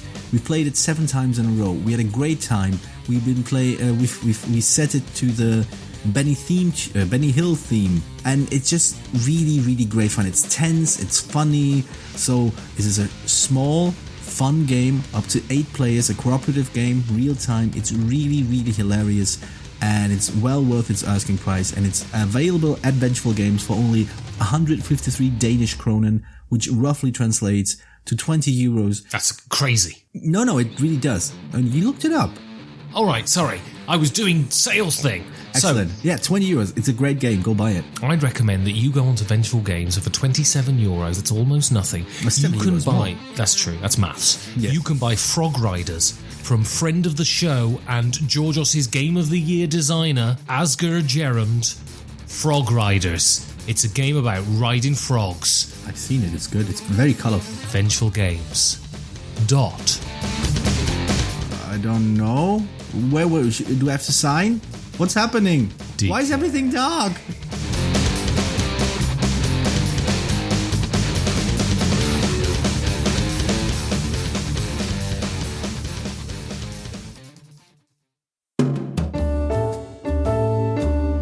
It's crass, unsophisticated, and emotionally manipulative. It's this week's review.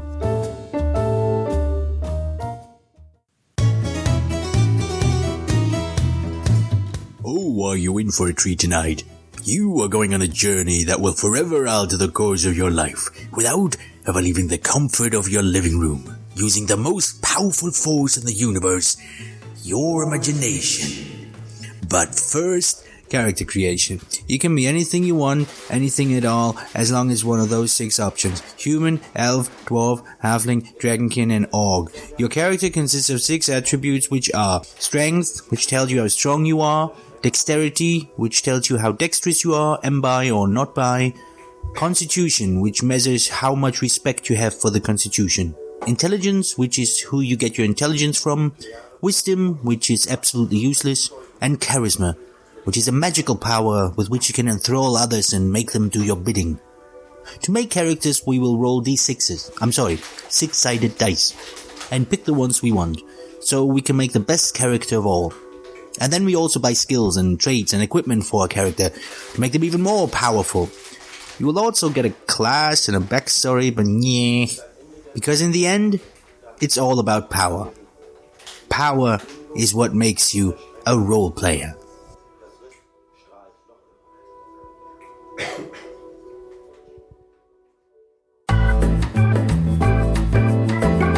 Yeah, skip to the end. It's the 1-sentence review.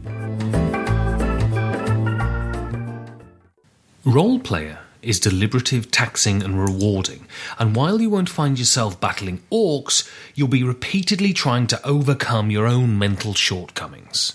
With a clever concept, elegant rules, and a great production, and the sheer power of alchemy, Role Player manages to become less than the sum of its parts.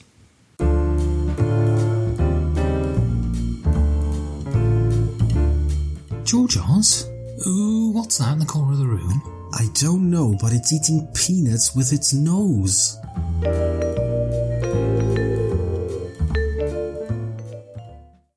So the elephant, Georgios, has come in through the battlements, and now it's swinging around the orcs by their leggy legs, and they're smashing off the walls of the battlements. Well, what you're trying to say is that it did a strong attack first, triggered an attack of opportunity, but used its mace +3 to to get back at the attackers, and then move to the side tactically, as you do, using its racial bonus as an elephant, reducing its thaco, and basically looking for a healing potion. And it dropped a big steaming poo-poo on the middle of the floor. I don't understand why you keep going to these to feces jokes. I mean, the elephant in the room is basically trying to say, is this a game that that's only accessible if you're knee deep in D&D lore, if you understand D&D intimately, if you get all the jokes, you get the game, kind of in a way like early Munchkin was. Well, the question is, I guess, does the game function as a game on its own, or do you need to be a D&D nerd to enjoy it?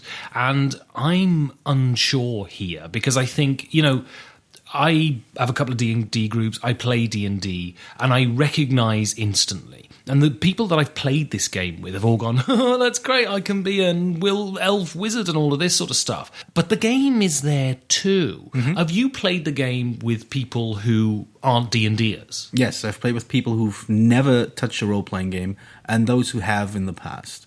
And how do they feel? I think there's a certain level of humour that comes from recognizing a lot of these trappings. Well, it's part of popular culture, right? I guess to a large degree. Yeah, not to the extent that that D&D influences a lot of what happens in the game. I mean, you have the same attributes as you would have in a D&D character. You have the same range due to the fact that it's based on 3d6.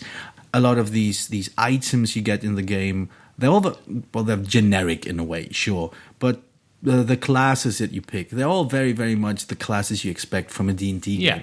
Yeah. It's if you're familiar with D&D, it's far easier to get into the game. It's far easier. It's very, very familiar. This is why I'm torn on this, right? Because I find that because I am familiar with the D&D classes and because I enjoy D&D immensely, I like that element of tweaking a character that I would want within a game, even though I don't think what you do in the game isn't anything like creating a character in D&D per se, where you have the stats and they come out at the end with the same sort of characteristics as a D&D character would have. But, everyone I've played with, they've gone, oh, I want to be the orc, I want to be the halfling. And there's that recognition of D&D that really helps. But what conflicts me, and I think I'm just repeating myself here, but what conflicts is that the game is good. The game is solid and it works as a game. And I don't know is the answer, because I'm having an empathy shortfall here, because I don't know how it is to not know anything about these things. Well, I've played it with somebody who does not know anything about these And things. how did they feel? I think they were fine with it. Was their experience lessened, though, do you think? I think a lot of it you can pick up just because fantasy tropes in general are familiar. You understand the idea of what a halfling is, what an orc is, what an elf is. You kind of understand what a wizard is. It gets a bit difficult with rogues and mages.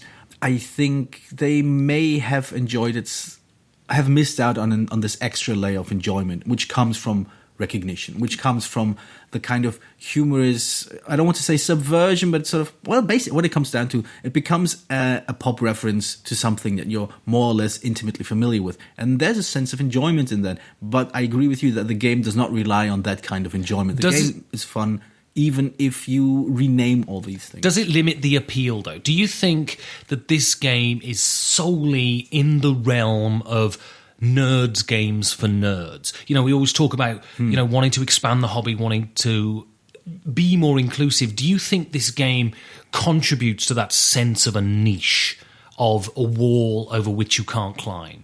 Yes, but only slightly, and definitely not the game part. I think it's only because it dresses itself very much as a variant of a role-playing game. I mean, the pun in the name itself, the role player, is an in-joke for people who play a lot of role-playing games, because they like to distinguish between actual role players and people who just come in to roll the dice as if there's somehow a lesson.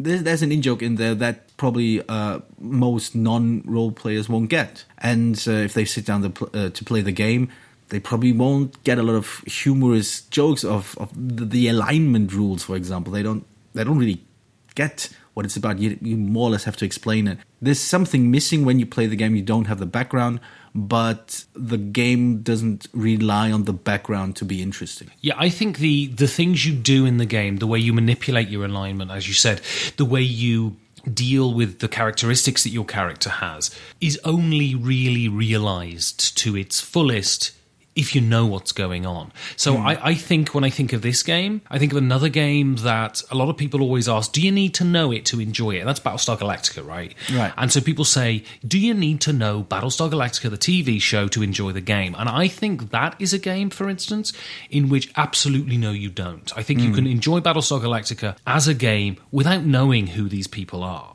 Whereas with this, I think it's lessened if you don't have a hold on the D&D tropes and what alignment means and things like this. You know, if you don't know that, then I think those manipulation of cubes to get you points is simply manipulation of cubes to get you points, not moulding the character. I think if you haven't built a D&D character, this game loses a hell of a lot, right? I don't know if it loses that much. I mean, the game itself doesn't really feel much like character building to me anyway. But I like it. I like the dice manipulation elements, and those work regardless of what you set it against. Yeah, I think you lose some of the humor, some of the eye winking, but that's it. So, what did you think of my interactive, candid photo montage? Well, it was certainly an experience.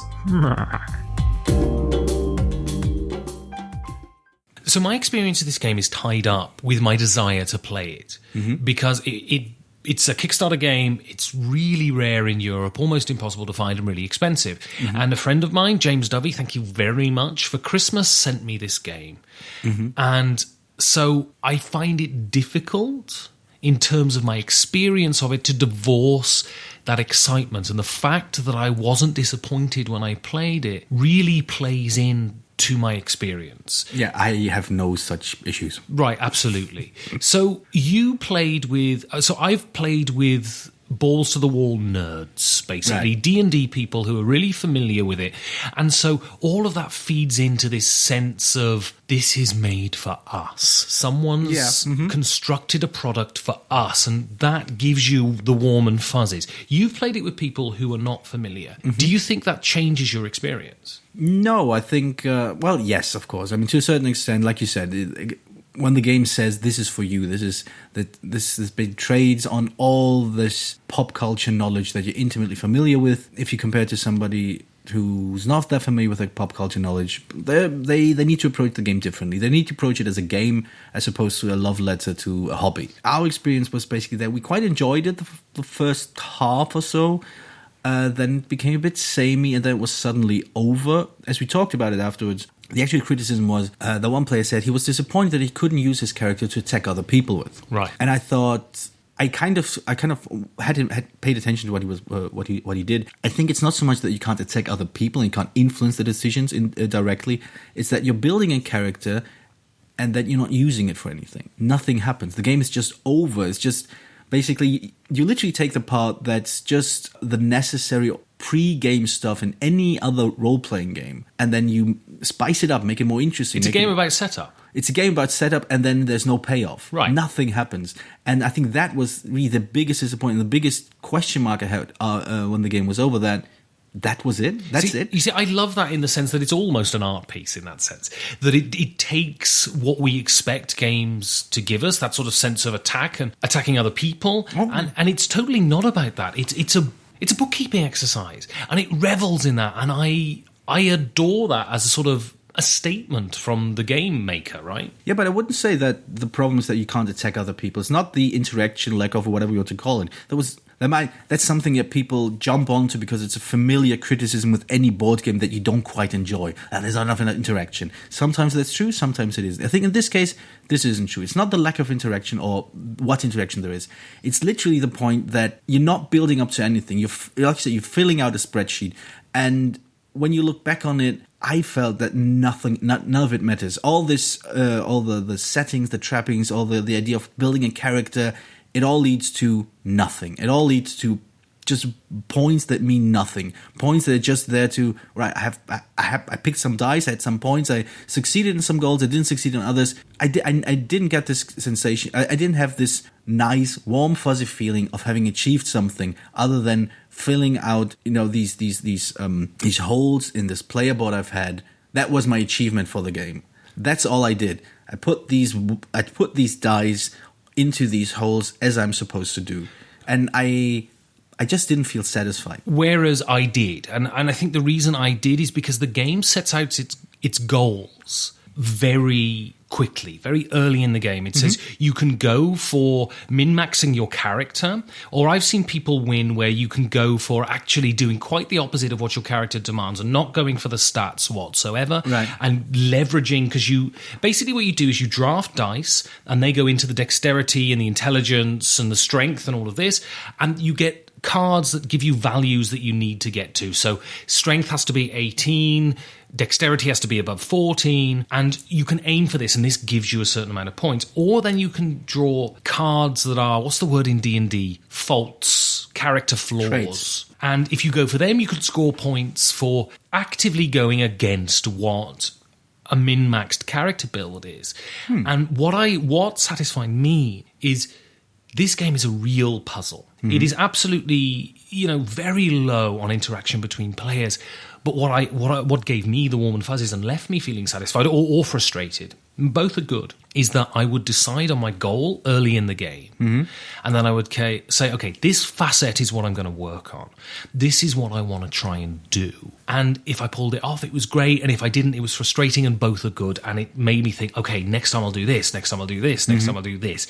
And that satisfied me intensely.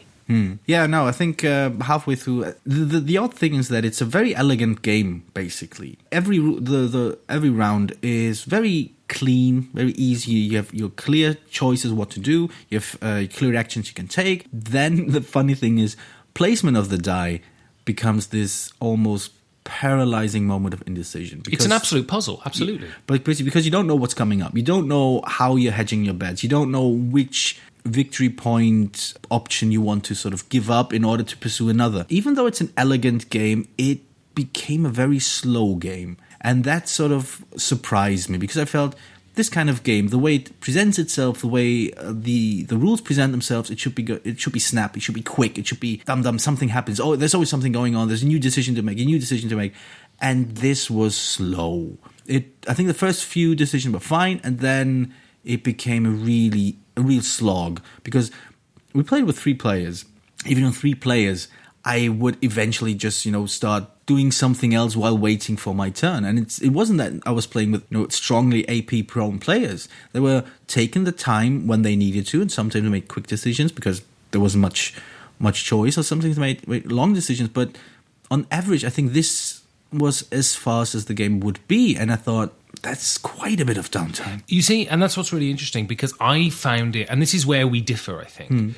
I found it an engaging puzzle that I was constantly thinking about while playing. Right. Downtime never existed for me, in that my brain was always ticking over about what I was going to do and the potentials and what I needed and how I would get money and how I would sort this out and I would fill this in. I found the game always engaging, always really puzzly and mentally taxing. It comes across as this knockabout sort of, and because we're used to Munchkin, because we're used to these riffs on what role-playing game board games are, that we expect it to be of a certain character, and this is absolutely not that. And that's really interesting. Oh yeah, I can agree with that. It's not quite what you expect, and it's either interesting or, in my case, slightly disappointing.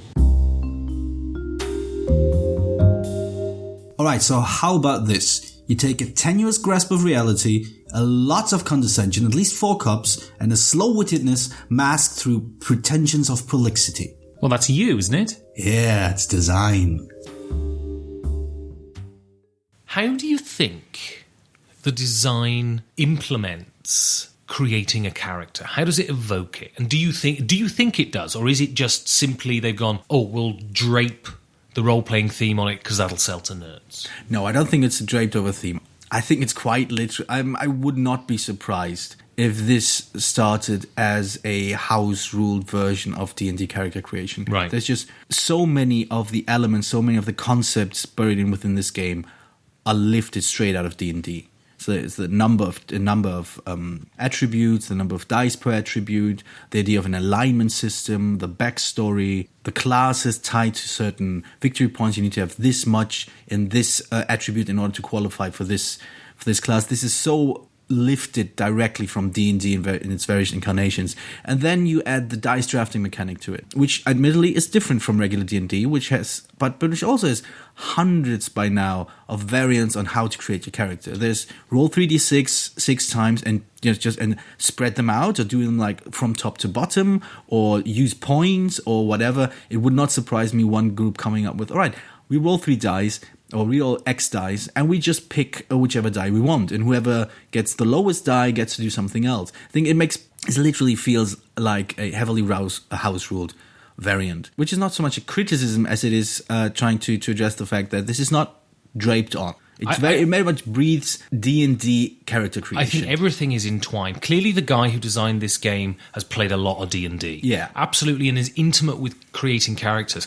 But I think there are design facets that bring out, that make me smile, that bring out that kind of idea. So basically, again, you draft dice, and then you place them in one of your attributes. And then when you place the die, you can then do the action of that row. And you have 3 rows of the attribute. So if you place in strength, you can do the strength action.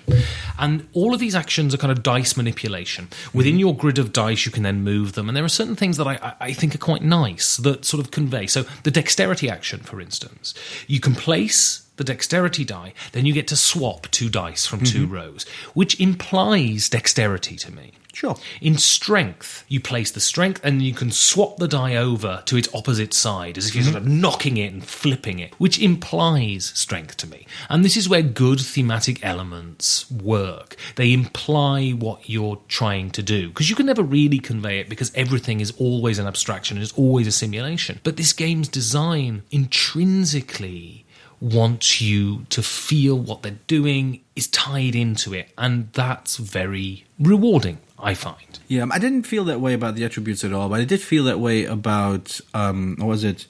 I believe it was certain cards you buy. I'm not quite sure if it wasn't the equipment cards. It was the trade or skill cards, I believe. The skill cards you buy change your alignment. Right. Basically, you have your traditional 9-spot alignment grid that you know from D&D, if you know D&D, which is, I think, order and good and evil. I think so. It's neutral. There's neutral, and you can be neutral good, neutral evil, chaotic good, chaotic evil. Yeah, basically. You have in total you have nine possible combinations. Whenever you take a skill card and you activate that skill card, you have to move your alignment in a certain direction. And certain skills, like pickpocketing, I think, pushes you towards evil, whereas healing, I think cure wounds or something pushes you towards good, stuff like that. I thought that was a nice touch. That sort of gave this a bit of flavor. And there's an optimal alignment, which rewards you with an optimal amount of points for the class and race, the class and race that you play. So if you're a paladin, you have a certain alignment that will yield you at the end of the game maximum victory points. Exactly. And certain traits will facilitate that, and certain traits will pull against that.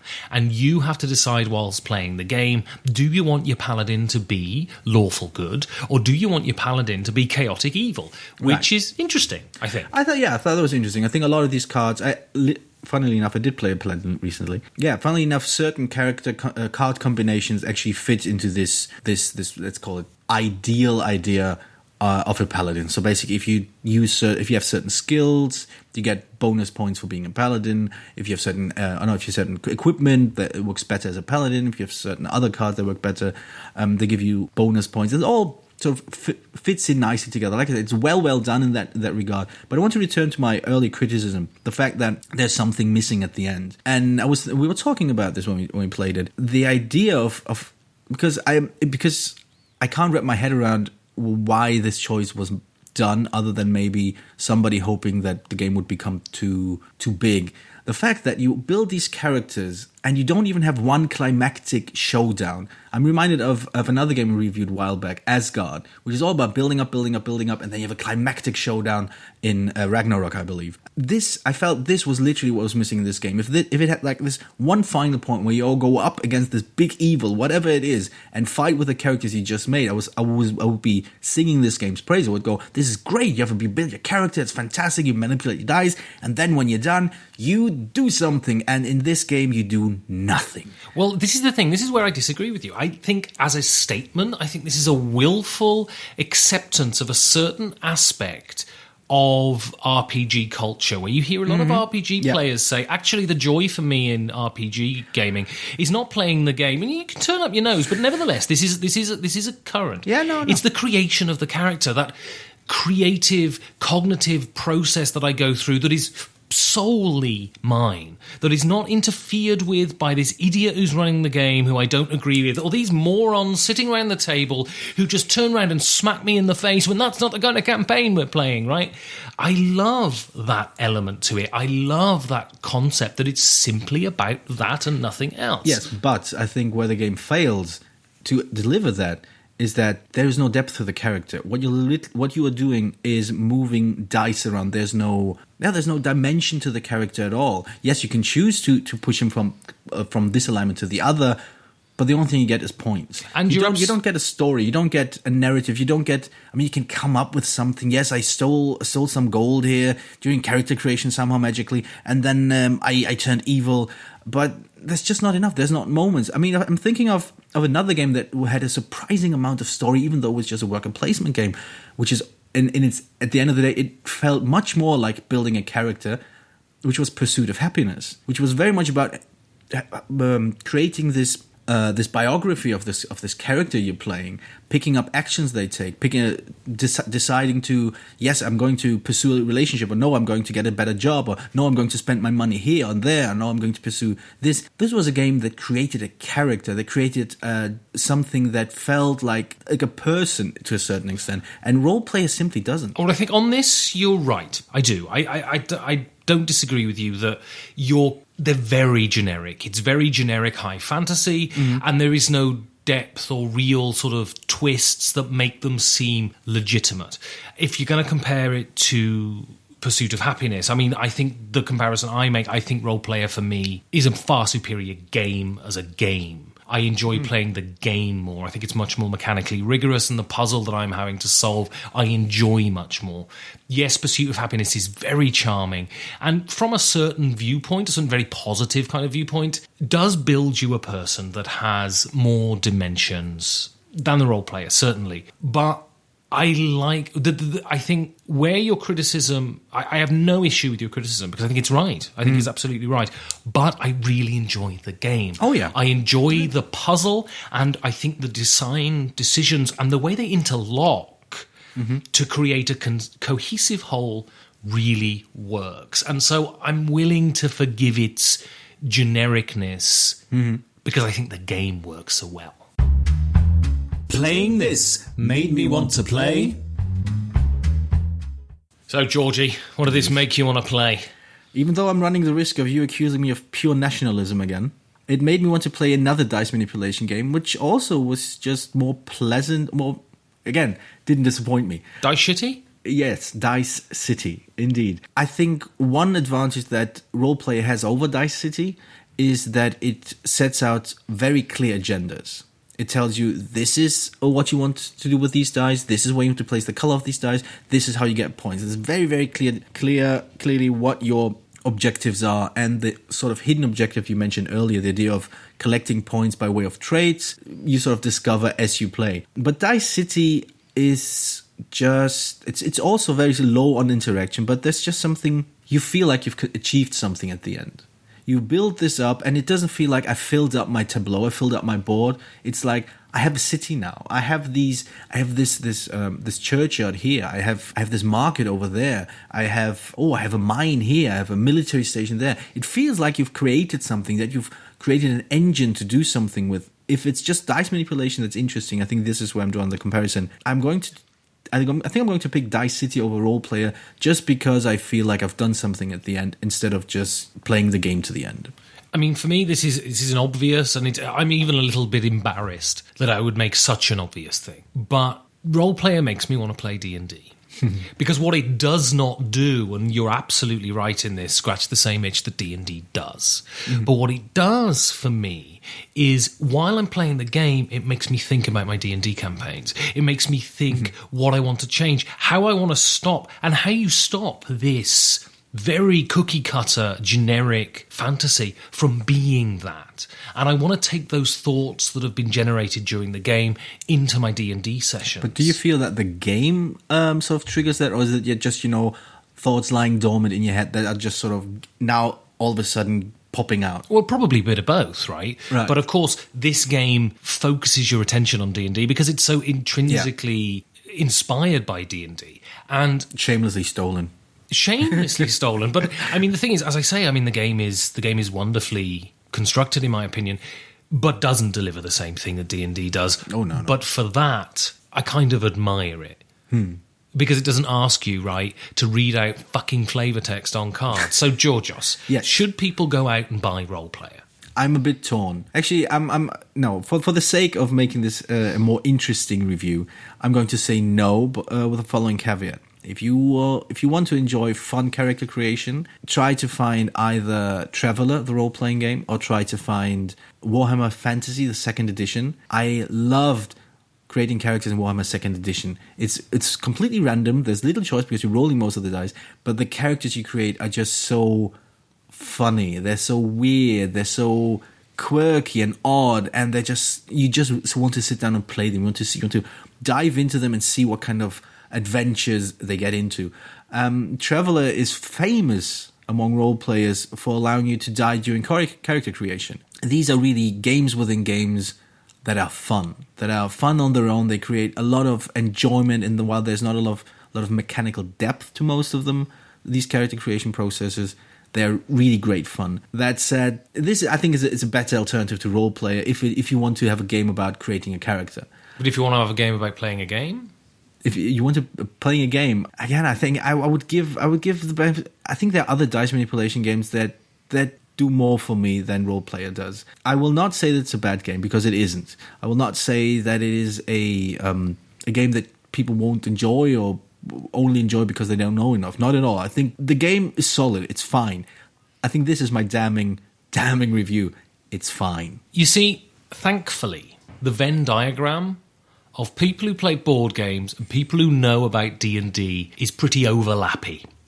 Because I think knowing about D&D really aids the enjoyment of this game. Oh, yeah. And aids the sort of interaction between players, sort of joking about what your elf is doing now, right? But fundamentally, I think this game is super solid. I think this game is an enjoyable puzzle to try and wade through. And I have never enjoyed a dice drafting game until I played this. And I played a few and I found them all very unsatisfying. And I don't know why. And I've never really sat down and thought about why this particular mechanic left me so cold. But this game enthralled me from beginning to end. And yes, the characters you create are generic. But as a cohesive piece of game design, I feel it really works.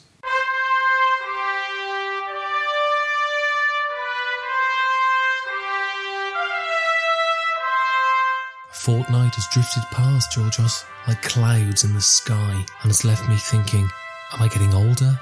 Yes.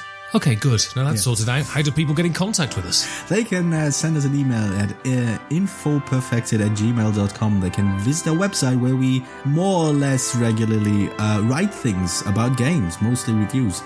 They can find us on Twitter at infoperfected and perfectedinfo. And they can find us on Instagram and Facebook as Perfect Information. Also, finally, they can find us on Board Game Geek. We have a guild, number 2348. It is aptly named the Guild of Perfect Information. We have a support button on the website, but because of such a huge uptake, the button has gone a bit wonky and isn't working, so the button is kaput now. So we've decided that in a few weeks, and we're not going to give you a concrete date yet, but the next episode will absolutely give you a concrete date on when we are going to announce what we're going to do. When we're going to announce a concrete date, we're going to start a Patreon. And with this Patreon, you're going to be able to get great rewards. We're going to name you. We're going to rename you, possibly. Yes. You might be able to even meet Janine in the guild. Well, that's a double-edged sword, though. Why? Come on, explain this. Because of that reaction. No, I'll be very nice as long as they don't look her in the eyes or on the body. No, see, you do want her to look. As long as they look into their glass and don't say anything, they can come and have a drink in the guild and it'll be lovely. Fair enough. So, yeah, if you think what we do is worth anything, if you like us and you want to be a part of the show, more of a part of the show than you are now, you can back us on our Patreon, and next episode we will announce when it's coming out, and fingers crossed you can help us reach to a higher level. Reach for the stars. I thought it was going to be an S Club 7 reference now. Yeah, but I'm worried now we're going into the professional area, Georgios, with money that will get sued. Yeah, I think listeners might sue us if we force them to remember S Club 7. But then again, we are that old, Georgios, that maybe that old, S Club 7 is now in the public domain. That is true. I didn't think of that. Say goodnight, Georgios. No, I'm going to look up S Club 7.